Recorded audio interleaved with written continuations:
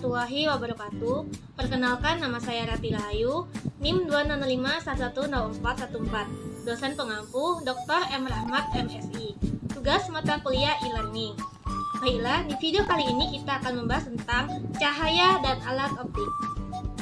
Sebelumnya, jangan lupa like, subscribe, dan komen.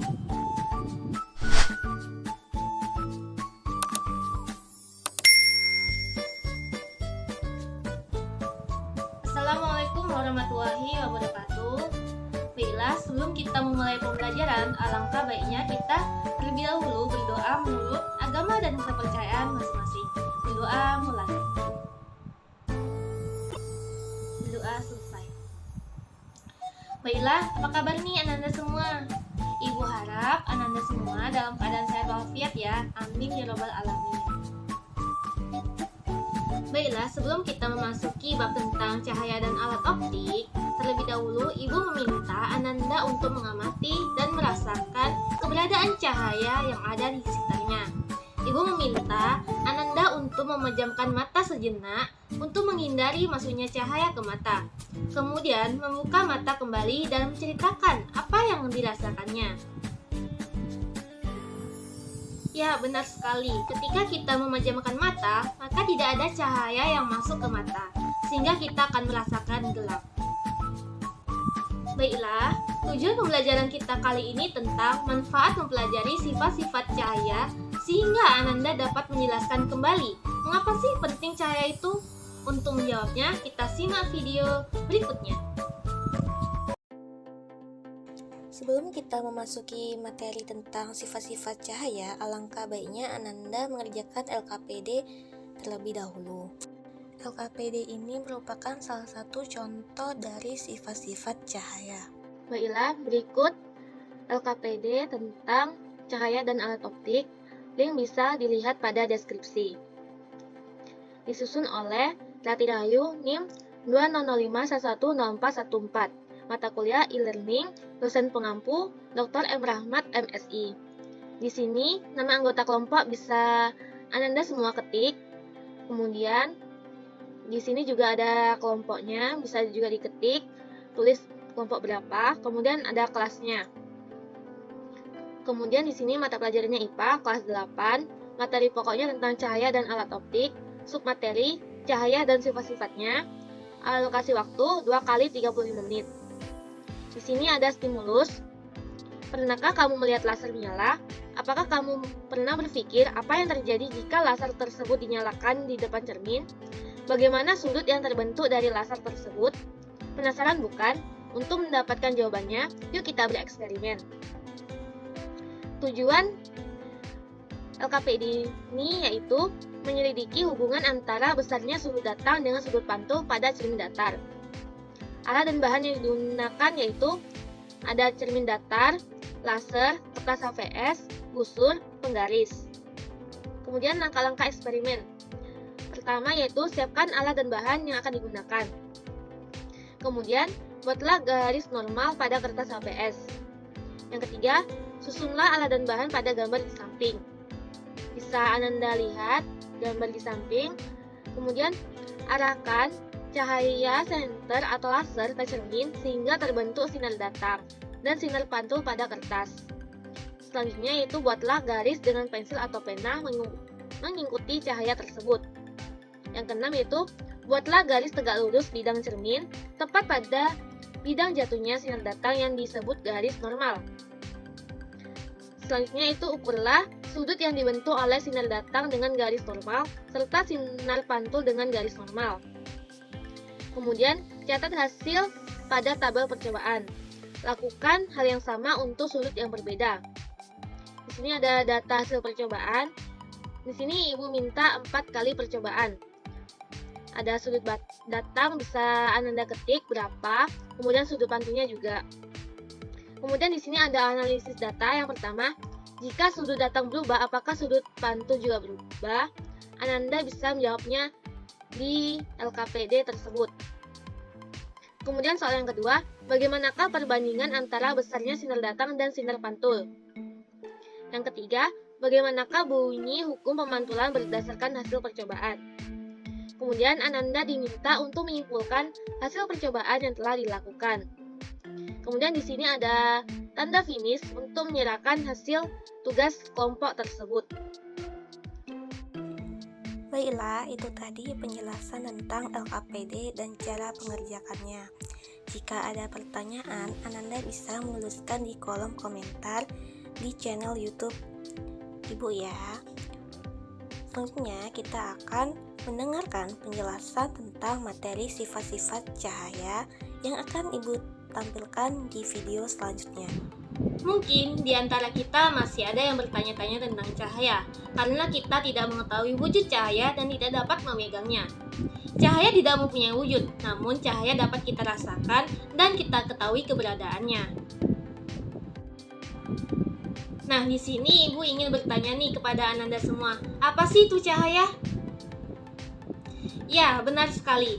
Cahaya adalah sebuah energi yang memiliki bentuk gelombang elektromagnetik yang kasat mata dengan panjang gelombang sekitar 380 sampai 750 nanometer. Untuk mengenali cahaya, kita perlu mengetahui dan memahami sifat-sifat cahaya tersebut. Untuk lebih lanjut, mari kita kenali apa aja sih sifat cahaya. Sifat-sifat cahaya ada 5. Yang pertama, cahaya dapat merambat lurus. Saat berjalan di kegelapan, Ananda pasti memerlukan senter atau bantuan cahaya dari sumber lain kan? Nah, cahaya dari lampu senter tersebut akan menghasilkan arah rambatan berupa garis lurus. Hal tersebut membuktikan bahwa cahaya merambat lurus. Untuk membuktikannya, kita bisa lihat pada gambar di samping.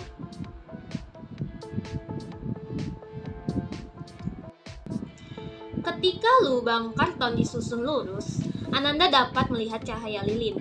Namun, ketika salah satu lubang digeser, Ananda tidak bisa lagi melihat cahaya tersebut.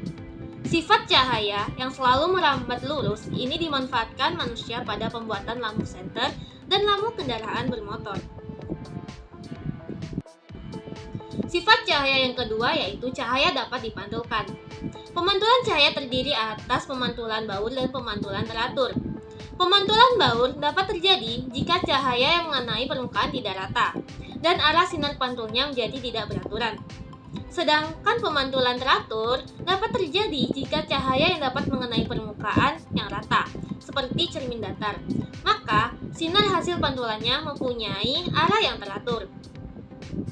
Bisa kita lihat pada gambar di samping, contoh pemantulan baur pada cermin yang permukaannya tidak rata dan pemantulan teratur pada cermin datar. Dalam pemantulan cahaya dikenal sebuah hukum. Hukum apa itu?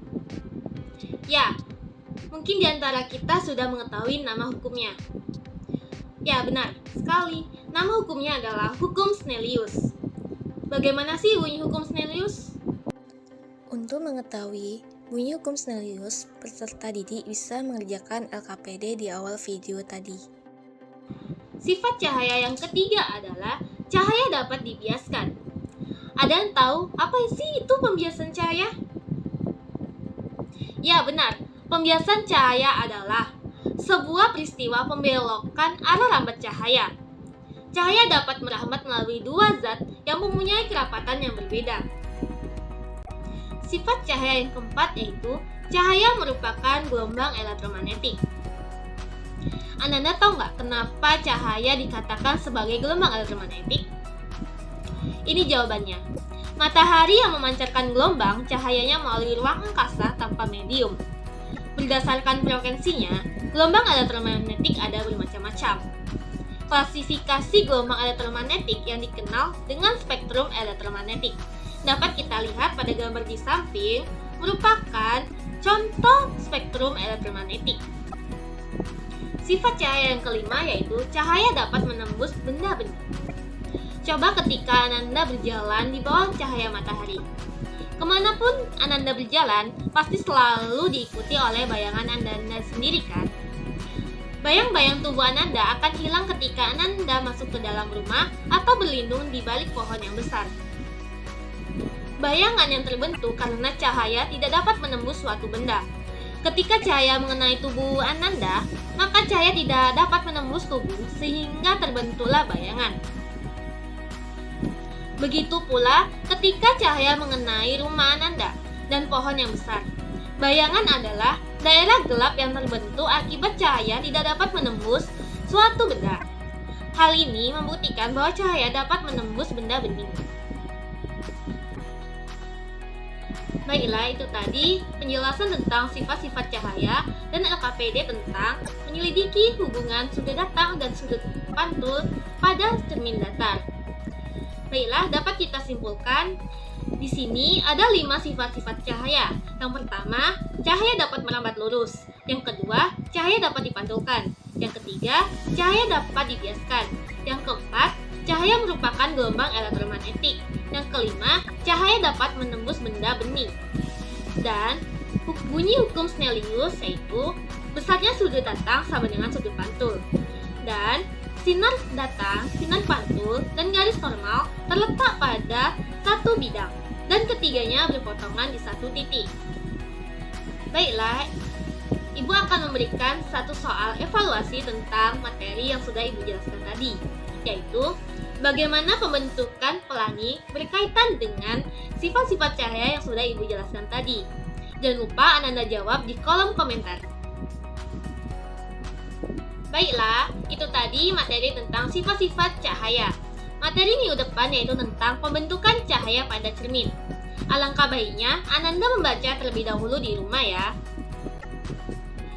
Cukup sekian materi tentang sifat-sifat cahaya. Jika Ibu ada kesalahan, Ibu mohon maaf. Ibu tutup. Assalamualaikum warahmatullahi wabarakatuh. Baiklah, itu tadi video pembelajaran tentang sifat-sifat cahaya. Jika ada salah kata atau penyampaian materi atau penjelasan ataupun konsep, saya mohon maaf. Saya tutup. Wabillahi taufiq wal hidayah. Wassalamualaikum warahmatullahi wabarakatuh.